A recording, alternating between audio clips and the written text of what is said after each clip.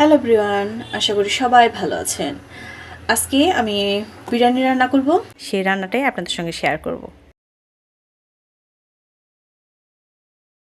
আর বিরিয়ানি রান্না করার জন্য কিছু মশলা নিয়ে নিছি। এই মশলাটা আমি এখন হালকা করে ভেজে ব্লেন্ড করে নিব। অয়েল দিয়ে দিব, পেঁয়াজ কুচানো, মশলা দিয়ে দিব গরম মশলা, এলাচ আর লবঙ্গ। এটা এখন সুন্দর লালচে লালচে করে ভেজে নিব। ভেজে নেওয়ার পর আমি অন্য মশলা দিয়ে দিব। তেজপাতা আর শুকনো মরিচ একসাথে দিয়ে দিব দুটো। আমার পেস্টটা সুন্দর হয়ে গেছে। এখন আমি আদা রসুন পেস্ট দিয়ে দিব। 2 চা চামচের মতো পরিমাণ আদা রসুন দিয়ে দিছি। এটা এখন ভেজে নিব। আদা রসুনটা সুন্দর ভাজা হয়ে গেছে। এখন আমি এখানে দিয়ে দিব ধনে গুঁড়া, মরিচ গুঁড়া 2 চা চামচ দিব, 1 চা চামচ হলুদ গুঁড়া। এটা মশলাটা আমি সুন্দরভাবে কষাই নিব। আর আমি এখানে টমেটো পেস্ট করে রাখছি, টমেটোটা এখন দিয়ে দিব মশলার সাথে। কাঁচামরিচও দিয়ে দিব। এটা এখন আমি সুন্দরভাবে কষাই নিব। যখন টমেটোর ভাবটা চলে যাবে তখন আমি এখানে চিকেন দিব। পরিমাণ মতন লবণ দিয়ে দিব। মশলাটা খুব সুন্দর কষানো হয়ে গেছে, তেলটাও সুন্দর বের হয়ে গেছে। আমি এখানে চিকেন দিয়ে দিব। মশলাটা খুব সুন্দর কষানো হয়ে গেছে। আর আমিও এখানে চিকেন নিয়ে নিয়েছি প্রায় 1 কেজির মতন। এখন এটা আমি দিয়ে দিব। এটা দেওয়ার পরে এখন আমি এটা ঢেকে রাখবো অনেকক্ষণ। নাড়াচাড়া দেওয়ার পর মাংসটা মোটামুটি অনেকটা সিদ্ধ হয়ে গেছে। এখন এখানে আমি পানি দিয়ে বয়ল করে নিব।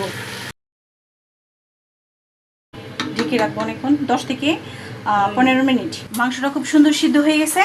এখন আমি এটা উঠাই নিব। এটা আমি এখন সুন্দর করে ঠান্ডা করে নিব।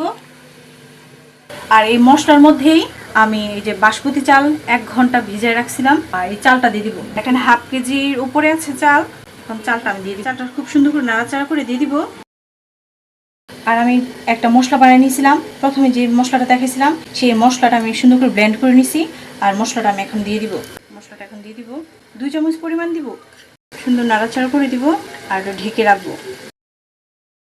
আমি এখানে টক দই দিয়ে দিছি।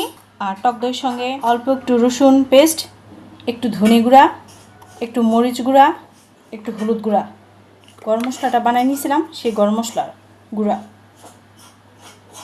সব একসাথে মিক্স করে নিব। এখন আমি এটা এই মাংস যে উঠায় রাখছিলাম সেই মাংসটার সাথে দিয়ে দিব।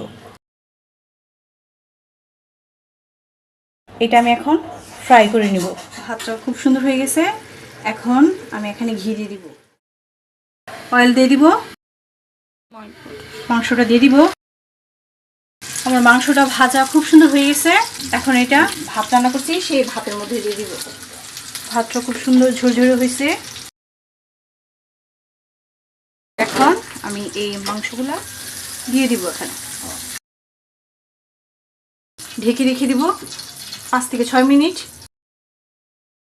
ভাজা তেলটা ছিল, এই তেলটাও আমি 2-3 চামচ দিয়ে দিব। ফ্লেভারটা খুব ভালো আসবে। ভাতটা খুব সুন্দর ঝরঝরে হয়েছে।